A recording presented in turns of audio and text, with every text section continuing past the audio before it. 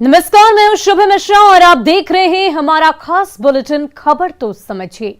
और सबसे पहले बात उस धमाके की जिसकी गूंज दिल्ली तक पहुंची है। कल देर भागलपुर में एक धमाका हुआ और उस धमाके में 14 लोगों की मौत हो गई। और इतने बड़े धमाके के बाद पुलिस की कार्यशैली पर गंभीर सवाल उठ रहे हैं। पहले ये रिपोर्ट देखिए, फिर खबर तो समझिए। भागलपुर में भयानक विस्फोट।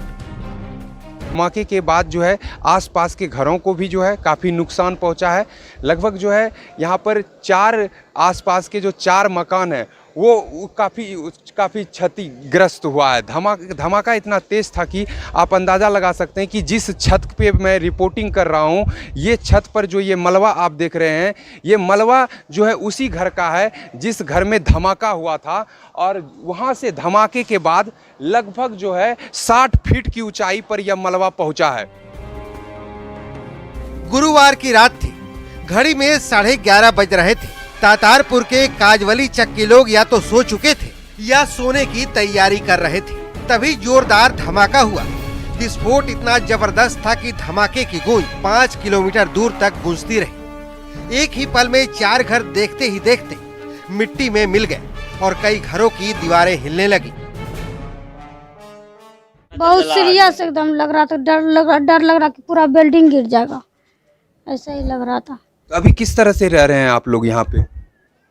अभी भी तो उसे ही माहौल जैसा है, उसे डरे हुए हैं, यहाँ पर पूरे डरे हुए हैं। दिल और दिमाग को सुन्न कर देने वाला ये विस्फोट मोहम्मद आजाद के घर में हुआ।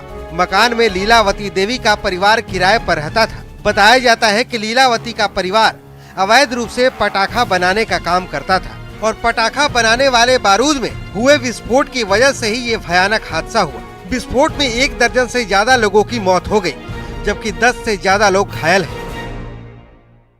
ये पहले से ही ये पटाखा वगैरह बनाने का काम करती रही है इनका ये परिवार। और मोहम्मद आज़ाद जो हैं वो ग्रिल बनाने का काम करते हैं, जो खिड़कियों पे दरवाज़ों पे ग्रिल लगती है ना, उसका काम जो है वह करते हैं। लेकिन इनके बगल वाला जो मेन घर है, एक और महेंद्र मंडल का जो घर है, ये लोग बहुत पहले से पटाखा वगैरह बनाने का काम करते आए हैं। प्रशासन ने तुरंत रेस्क्यू ऑपरेशन चलाकर लोगों को मलबे से बाहर निकाला। घटना स्थल पर डॉग स्क्वाड की टीम के साथ साथ एफएसएल की टीम भी पहुंची। मौके से बारूद के साथ साथ बड़ी मात्रा में कीलें भी बरामद हुई हैं। तारापुर थाना अध्यक्ष को सस्पेंड कर दिया गया है और धमाके की हर एंगल से जांच की जा रही है। लेकिन सवाल है कि थाने से महज 100 मीटर की दूरी पर कैसे चल रही थी पटाखे की फैक्ट्री।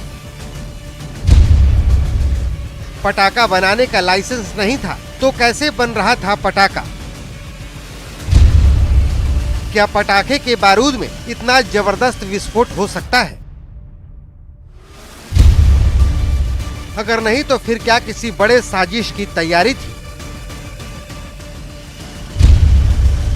अगर हाँ, तो इतनी बड़ी मात्रा में बारूद जमा करने की पुलिस को जानकारी क्यों नहीं थी? इससे भी बड़ा सवाल ये है कि भागलपुर में क्यों नहीं थम रहे धमाके। न्यूज़ 18 के लिए भागलपुर से विकास और पटना से संजय कुमार की रिपोर्ट।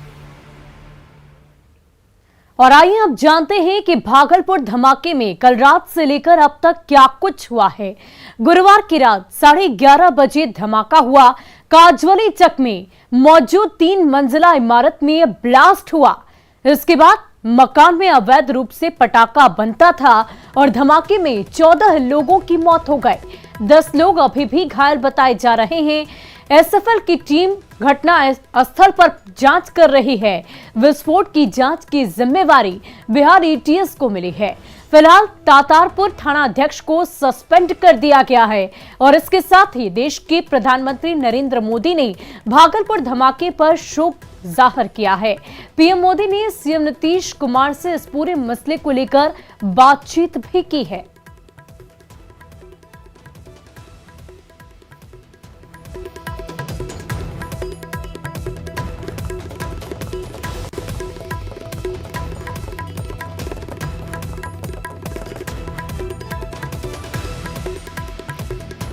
और चलिए अब खबर तो समझिए। दरअसल भागलपुर में इससे पहले भी कई बार धमाके हुए हैं।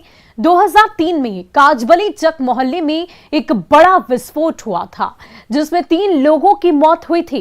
2008 में फिर काजबली चक में विस्फोट हुआ था जिसमें 4 लोगों की मौत हुई थी। और पिछले साल की अगर बात कर ली तो 8 जनवरी 2021 को कोतवाली थाना क्षेत्र के लहेरी टोला में विस्फोट हुआ जिसमें रिक्शा चालक की मौत हो गई और वो घायल भी हुआ था। 15 मई 2021 नंदपुर गांव में मोहम्मद असलम की छत पर विस्फोट किया गया था और 28 मई 2021 में लोधीपुर थाना क्षेत्र के जगतपुर के खेत में विस्फोट हुआ था जिसमें 12 साल की बच्ची घायल हुई थी।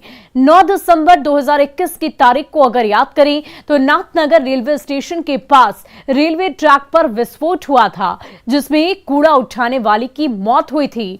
और 11 दिसंबर 2021 को मोमिन टोला में विस्फोट हुआ था जिसमें एक बच्चा गंभीर रूप से घायल हुआ था।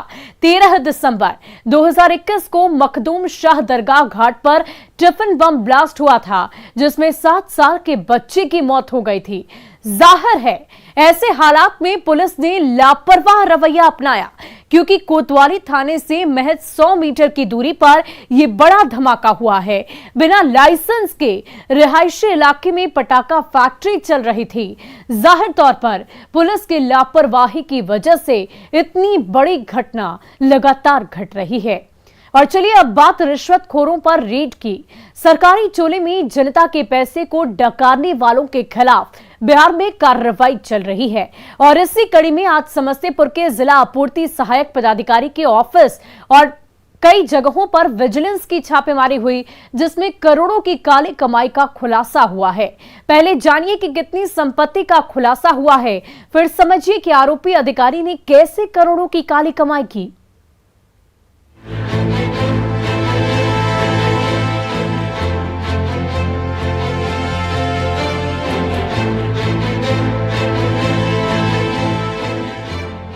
बेगूसराय में लाखों का 4 मंजिला आलीशान मकान।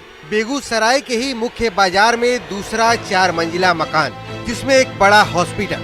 बेगूसराय में ही NH 31 पर एक मार्केटिंग कॉम्प्लेक्स जिसमें 15 दुकानें हैं। अब आप सोच रहे होंगे कि ये सारी प्रॉपर्टी है तो आखिर किसकी? तो जवाब है ये चेहरा। ये है समस्तीपुर के सहायक जिला पदाधिकारी नवीन कुमार जिनके ऑफिस और बेगूसराय के ठिकानों पर विजिलेंस की टीम ने सुबह 7 बजे छापा मारा।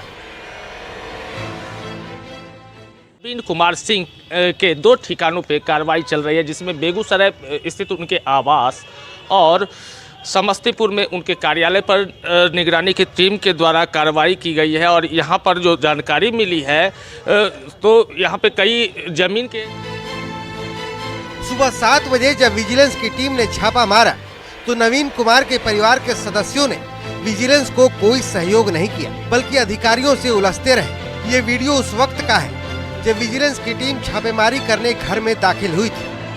आपका क्या आप वीडियो क्यों बना रहे हैं? आप बहस कर रहे हैं? आप केस करें। तकरीबन 7 घंटे की छापेमारी में इस भ्रष्ट अधिकारी की करोड़ों की काली कमाई का पता चला है। अब आइए जानते हैं कि निगरानी की टीम को छापेमारी में क्या क्या मिला। नवीन कुमार ने 2 करोड़ से ज्यादा की चल अचल संपत्ति अर्जित की है। बेगूसराय में 2 4 मंजिला मकान है। एक मार्केटिंग कॉम्प्लेक्स है जिसमें 15 दुकानें हैं। कोलकाता में पत्नी के नाम पर फ्लैट के कागजात मिले हैं। 50 लाख के सोने के जेवरात की रसीद मिली है। 40 लाख की जमीन के दस्तावेज मिले हैं। बेगूसराय के मंझौल में करोड़ों का प्लॉट मिला है जबकि आधा दर्जन से अधिक बैंकों में खाते मिले हैं। दरअसल सहायक जिला आपूर्ति पदाधिकारी नवीन कुमार पर आरोप है कि लंबे वक्त से ये सप्लाई डिपार्टमेंट के अंदर हेरा फेरी का खेल चला रहा था। इसके इशारे पर गड़बड़ी चलाई जा रही थी। इसके ही इशारे पर गड़बड़ी हो रही थी। हेरा फेरी के खेल में इनके साथ कई और लोग भी शामिल हैं। भ्रष्टाचार के जरिए इसने करोड़ों रुपए की अकुत चल अचल संपत्ति बनाई है। समस्तीपुर से मुकेश कुमार, बेगूसराय से संतोष और पटना से संजय कुमार की रिपोर्ट। आप वीडियो क्यों बना रहे हैं? और चलिए अब खबर तो समझिए। एडीएसओ यानी कि सहायक जिला आपूर्ति पदाधिकारी की यहां से करोड़ों की संपत्ति मिली है। इसका मतलब ये है कि पदाधिकारी ने जमकर करप्शन का खेल खेला, अपने पद का गलत इस्तेमाल किया। और इतना ही नहीं, आपूर्ति पदाधिकारी का काम सरकारी अनाज की सप्लाई का होता है। पीडीएस में गड़बड़ी कर नवीन कुमार ने करोड़ों की संपत्ति बनाई, पीडीएस में घालमेल कर करोड़ों की कमाई की और रिश्वत देने वाले डीलरों को ही आपूर्ति की। नवीन कुमार के घर से 2.25 करोड़ की संपत्ति मिली है और बिहार से लेकर कोलकाता तक प्रॉपर्टी भी मिली है। करप्शन पर नीतीश कुमार की जीरो टॉलरेंस की नीति है और विजिलेंस लगातार करप्ट अधिकारियों के खिलाफ कार्रवाई कर रही है। और चलिए अब बढ़ते हैं अगली खबर की ओर। अब बात शराब माफिया पर सर्जिकल स्ट्राइक की। बिहार सरकार ने अब राज्य के भीतर के साथ बिहार के बाहर भी शराब का धंधा करने वालों पर सर्जिकल स्ट्राइक शुरू कर दिया है।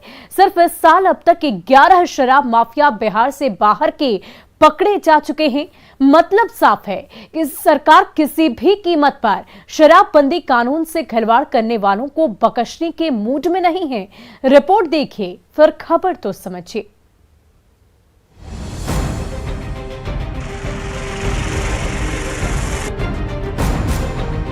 शराब के अवैध ठिकानों पर रेड। ड्रोन के जरिए आसमान से शराब माफिया पर निगहबानी। मतलब बिहार के अंदर शराब माफिया के खिलाफ ड्रोन अटैक के बाद सरकार ने अब बिहार से बाहर के शराब माफिया पर सर्जिकल स्ट्राइक भी शुरू कर दिया है, जिसके तहत हरियाणा से 3 बड़े शराब माफिया को गिरफ्तार किया गया। पुलिस की गिरफ्त में आए ये हैं 3 तस्कर। नरेश कुमार, जिसे पुलिस ने हरियाणा के हाजी से गिरफ्तार किया है। इसके खिलाफ मोतिहारी, कैमूर, समस्तीपुर और मधुबनी में मामले दर्ज हैं। नरेश के बाद ये है हरियाणा से पकड़ा गया सोमवीर, इसके खिलाफ मोतिहारी में मामला दर्ज है। और तीसरा है विनोद काली, जिसके खिलाफ मुजफ्फरपुर में मामले दर्ज है। ये तीनों बिहार में शराब की सप्लाई कर मोटी कमाई किया करते थे। बंद है जी, पता है। तो क्यों बेचते हैं आप ड्राइवर भेजा है। कानून का माहौल खुद उड़ाते हैं आप? हाँ? कब से कर रहे हैं धंधा? पिछले साल किया है। तो वो पता है, लेकिन बेचते दूसरे, मेरे को रास्ते का मालूम नहीं। कुछ का भी दूसरे बेचते हैं, उनके साथ ही रहता हूँ। सर ये है ना, ये वो लग रहे थे, उनके साथ पता था नहीं। और ये खेती बाड़ी करते थे और इसमें वो कर दिया, उनके साथ आकर। सर समझ में को नहीं आई जी। वो पैसा भी नहीं आया सर, हम तो वैसे ही। शराब तस्करी के ये तीनों आरोपी बिहार के अलग अलग जिलों में शराब की सप्लाई किया करते थे। बिहार ही नहीं, राजस्थान और गुजरात में भी ये तीनों वांटेड हैं। ये सिर्फ बिहार में ही नहीं वांटेड है, बल्कि राजस्थान और अभी पूछताछ में आया है कि गुजरात में भी ये लोग वांटेड है। वहाँ भी दारू को भेजने का ये लोग काम करते हैं। हाल के दिनों में कितनी अरेस्टिंग हो गई है? ये इस साल सिर्फ मद्य निषेध इकाई के द्वारा 10-11 अरेस्टिंग हम लोगों ने बाहर के राज्यों से की है। गुरुवार को भी बिहार पुलिस ने हरियाणा से 2 बड़े शराब माफिया को गिरफ्तार किया था, जिसने कैमरे के सामने कबूल किया कि वो ट्रकों में खास तरकीब के जरिए बिहार में शराब की सप्लाई कर मोटी रकम बनाता था। आपकी गिरफ्तारी कहाँ से हुई? मेरी सर बहादुरगढ़ हरियाणा से हुई। किस कांड में आपको गिरफ्तार करके लाया गया है? शराब के केस में सर। किस तरीके से आप बिहार में शराब भेजते हैं? गाड़ी ट्रकों के द्वारा सर। ट्रकों में कैसे छुपा के? बॉक्स बना के। बॉक्स बना के, केबिन बना के, उसके अंदर छुपा के फिर भेजते हैं। इसमें काफी मुनाफा होता है आप लोगों को? हो जाता है सर। जाहिर है बिहार में बाहर से शराब का बड़ा सिंडिकेट चलाया जा रहा है। अब इस पर भी बिहार पुलिस और मद्य निषेध प्रभाग ने सर्जिकल स्ट्राइक शुरू कर दिया है। पटना से न्यूज़ 18 के लिए संजय कुमार की रिपोर्ट।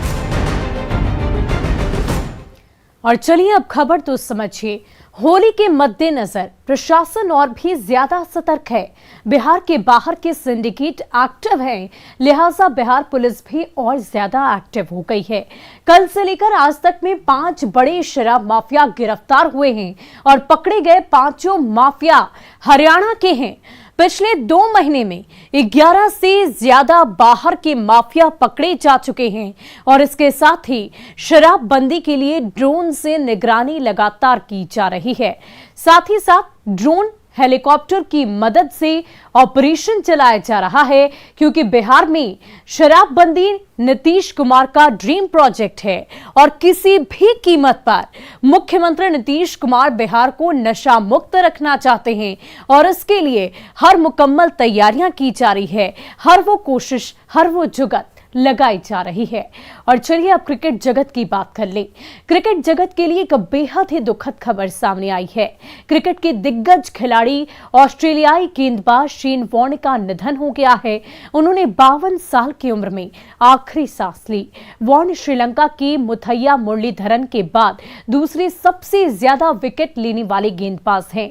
उन्होंने अपनी लेग स्पिन गेंदबाजी से दुनिया भर के बल्लेबाजों को नचाया और कई रिकॉर्ड अपने नाम किए। वॉर्न ने ऑस्ट्रेलिया के लिए 145 टेस्ट खेलने वाले वॉर्न ने 25.41 की गेंदबाजी औसत से 708 विकेट लिए। वहीं वनडे में उनके नाम 293 विकेट है।